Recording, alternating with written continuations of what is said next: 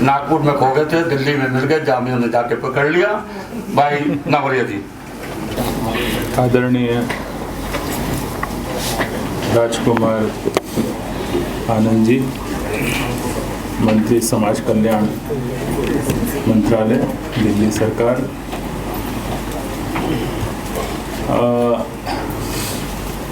मैं बहुत धन्यवाद करता हूं आपका अशोक निर्माण जी का कि उन्होंने मुझे इस कार्यक्रम के लिए आमंत्रित किया। और ये संयोग ही है कि बहुत लंबे वक्त के बाद मैं मैंने इस तरह की पब्लिक मीटिंग में दोबारा आया हूँ। काफ़ी बच रहा था पीछे कुछ, जैसा कि पूरा एक फिनोमिना था, वर्ल्ड फिनोमिना था, उसमें हम लोग कुछ कर नहीं सकते थे, तो मैं बचता था। मगर अब फिर से शुरुआत हुई, ऑनलाइन तो बहुत कुछ होता रहा। आज का विषय जब मैंने देखा तो उसमें जो कुछ शब्द हैं, भारत के उत्थान में वंचित वर्ग की भूमिका, तो मैं पहले तो वंचित पर अटक गया। अब आप जानते हैं कि ये जो प्राध्यापक लोग होते हैं, प्रोफेसर लोग होते हैं, ये शब्दों को बहुत ध्यान से बरतते हैं, खर्च करते हैं। हाँ, खर्च भी बरतते भी हैं, उसका व्यवहार करते हैं। वजह क्या है कि शब्द की अपनी एक बड़ी शक्ति होती है। अभी थोड़ी देर पहले कोई कह रहा था अपने उस बातचीत में, व्याख्यान के दौरान, या कोई किसी कविता का किसी का परिचय करते हुए, मातृसत्ता। मुझे बड़ी आपत्ति होती है इस शब्द पर ही कि मातृसत्ता को मैं इसलिए भी इसका विरोध करता हूँ कि जितनी बुरी बात पितृसत्ता है, उससे कम बुरी बात मातृसत्ता भी नहीं है। अगर कोई भी सत्ता होगी तो निरंकुशता उसका स्वभाव है।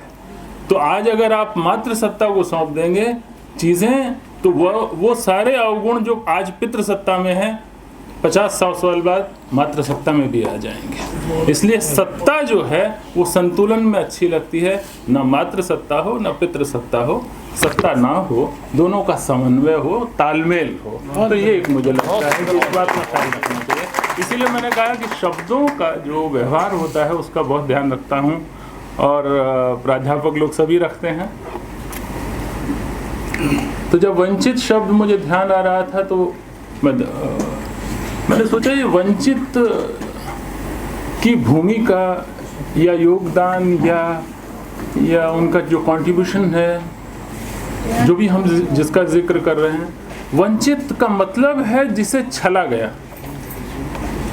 अंग्रेजी में इसके लिए हमारे पास दो शब्द हैं, एक है डिप्राइव्ड और एक है डिप्रेस्ड। जो डिप्राइव्ड है वो हम सब जानते हैं, मगर डिप्राइव्ड के अलावा जो डिप्रेस्ड है वो बाबा साहब अम्बेडकर ने इस्तेमाल किया था डिप्रेस्ड क्लासेस के रूप में। और आपको हैरानी होगी, उर्दू के एक बहुत बड़े अफसाना निगार हुए, एक स्टोरी राइटर हुए, उनका एक नावल था उदास नस्लें। अब्दुल्ला साहब थे, अब बाद में तो पाकिस्तान चले गए थे। तो जो वो शब्द था बाबा साहब का डिप्रेस्ड, वो वास्तव में लिया अब्दुल्ला साहब ने। और उदास नस्लें, ये वो तमाम उदास नस्लें जो वही हैं जिन्हें हम वंचित समुदाय कह रहे हैं या वंचित समाज कह रहे हैं। जब ये डिप्राइव्ड शब्द मैं देखता हूं तो मुझे उसमें वो दम नहीं दिखता, क्योंकि वंचना का अर्थ है छला गया,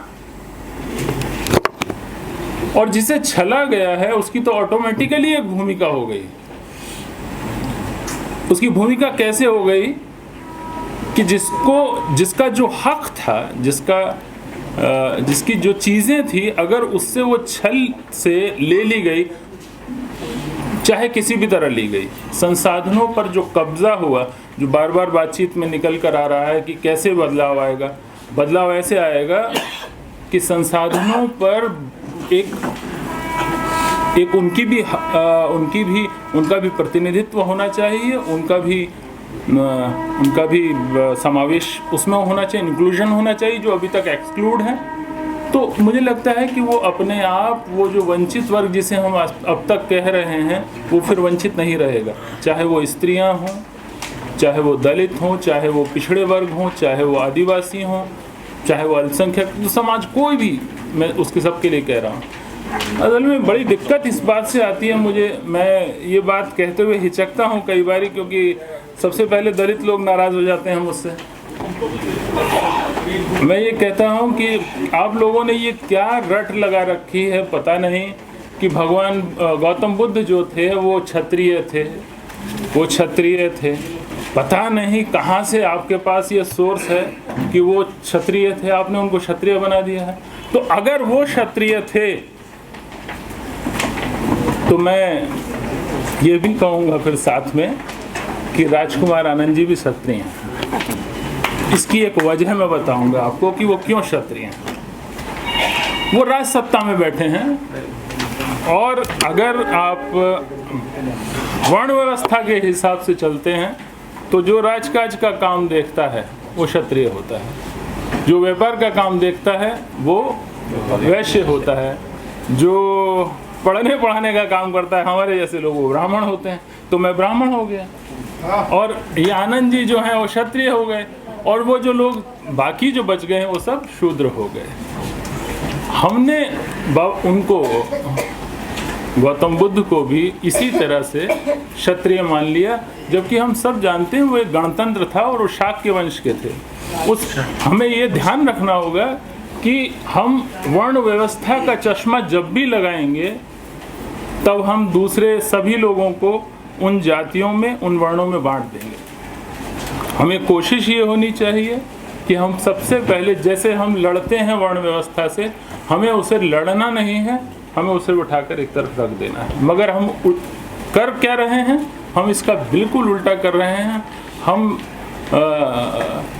अक्सर ये कहते हैं कि हमारा हक जो है ब्राह्मणों ने मार लिया, क्षत्रियों ने मान लिया, या वैश्यों ने मार। अरे भाई, आप 70 साल हो गए, इन 70 सालों में शूद्रों में क्या आपस में एकता हो गई है? शूद्रों की छोड़ दी, जो अभी अति शूद्र की बात कर रहे थे, अति शूद्रों, अगर हम ज्योतिबा फूले के कॉन्सेप्ट को लेते हैं तो क्या अति शूद्रों में एकता हो गई है? अति शूद्रों की छोड़िए, एक कोई जाति को आप पकड़ लीजिए, उसके इतने विभाजन है कि वो आपस में रोटी बेटी का संबंध नहीं बनाते हैं। क्या आपको अभी भी ब्राह्मणों ने रोका हुआ है? हमें कोसने में जो आनंद मिलता है, इससे क्या होता है कि हमारी जिम्मेदारी खत्म हो जाती है, हमने अपनी जिम्मेदारी दूसरे के ऊपर डाल दी। तो ये ऐसा नहीं चलेगा। हमें ये सोचना होगा कि क्या हम आत्ममंथन, आत्मालोचना करते हुए उस जगह तक पहुंच रहे हैं कि नहीं। एक तो ये पक्ष था, इसलिए मैंने कहा वंचित वर्ग के बारे में, क्योंकि बहुत वक्त नहीं है हमारे पास और बोलने के लिए बहुत कुछ होता है। तीन चीज़ें बोलूँगा मैं। एक तो ये कि वंचित वर्ग की भूमिका क्या थी, वंचित वर्ग की भूमिका क्या है, और वंचित वर्ग की भूमिका क्या होगी आगे। ये तीनों हमें याद रखना होगा कि साहित्य हो, इतिहास हो, राजनीति हो, इन तीनों में, अभी बहुत लंबा नहीं बोलूँगा, इन तीनों में जो हमारे जो अभी 100 साल पहले तक जो हमारा कंट्रीब्यूशन है, 200 साल 400 साल अगर आप देखें, कबीर, रैदास, दादू, सेना, पीपा, साहित्य में इतना बड़ा योगदान उनका है कि आप उनकी भूमिका को नकार ही नहीं सकते। सही बात है। आप सोचते हैं कि सिर्फ क्या श्रम का काम ही दलितों ने किया है, पिछड़ों ने किया है? नहीं, साहित्य, इतना अधिक साहित्य उन्होंने रचा, और जिस जाति या समुदाय का साहित्य नहीं है वो नष्ट हो गए। आपको ये बात ध्यान रखनी होगी। इतिहास उनका है जिनके पास उनका साहित्य है। अगर उनका साहित्य नहीं तो उनका इतिहास भी नहीं है। अब बात आती है, उसको समेट रहा हूँ सिर्फ जल्दी से। अब बात आती है कि आज के समय में वंचित समाज की क्या भूमिका है। आप देख रहे हैं इस समय, अब कहने की ज़रूरत नहीं है, एक तरफ आनंद जी हैं, एक तरफ योगी जी हैं, एक तरफ निर्वाण जी हैं। ये इतने लोग जो ये समाज में कंट्रीब्यूट कर रहे हैं, समाज को जो दे रहे हैं, हमारे भाई गरवा जी हैं, ये इतनी अच्छी अच्छी कविताएं, इतने अच्छा राजनीति में इतने अच्छे नियम। बाबा साहब अम्बेडकर को तो मैं एक तरफ अभी उस मतलब हम आपस में जो बराबर के लोग हैं उनकी ही बात कर रहा हूँ। ये इतना कंट्रीब्यूट कर रहे हैं कि बस उसको समेट दिया जाता है, उसको सीमित कर दिया जाता है कि ये दलित लोग हैं, ये पिछड़े लोग हैं, ये अल्पसंख्यक लोग हैं, ये स्त्रियां हैं। नहीं, ये अगर आनंद जी नेता हैं तो पूरे समाज के नेता हैं। अगर वियोगी जी कवि हैं तो वो सबके लिए कवि हैं। रामअवतार बैरवा जी अगर शायर हैं, इनके इतने 3-4 संग्रह दोपहर और शाम और सुबह मैं खुद उनको पढ़ चुका हूँ। ये वो क्या किसी एक समुदाय तक सीमित है? नहीं, वो सबके लिए है। तो इनकी भूमिका कितनी बड़ी हो जाती है। अब आखिरी बात कि हमें आगे जो हमारी जो भूमिका होनी है, जो भी वंचित वर्ग, मैं सभी की बात कर रहा हूँ। देखिए, ये नहीं भूलना चाहिए कि जो लोग ये कहते हैं, उनको गौतम बुद्ध को जो बहुत हम महत्व देते हैं, सभी लोग महत्व देते हैं, हम क्या देते हैं, पूरा विश्व देता है। उन्होंने कहा था एक जो उनकी जो सबसे मैं महत्वपूर्ण बात मानता हूँ वह है करुणा। जब मैं दलित विशेषांक का संपादन कर रहा था हंस का, तो मैंने उसमें एक शब्द रखा था, प्रतिरोध के साथ करुणा शब्द रखा था, मगर बाद में वो हटा दिया गया। करुणा इसलिए मैं कहता हूँ कि ये बहुत ज़रूरी है कि अगर दलित हों, पिछड़े हों, आदिवासी हों, जो भी वंचित समाज के लोग हैं, आज अगर वो प्रताड़ित हैं, आज वो सत्ता में नहीं हैं, अगर वो बाद में जैसे जैसे सत्ता में आएंगे और आने की पूरी संभावनाएं आएंगे, तो उनके अंदर जो कड़वाहट है, वो कड़वाहट उन वर्गों के प्रति बहुत बुरी तरह से निकलेगी।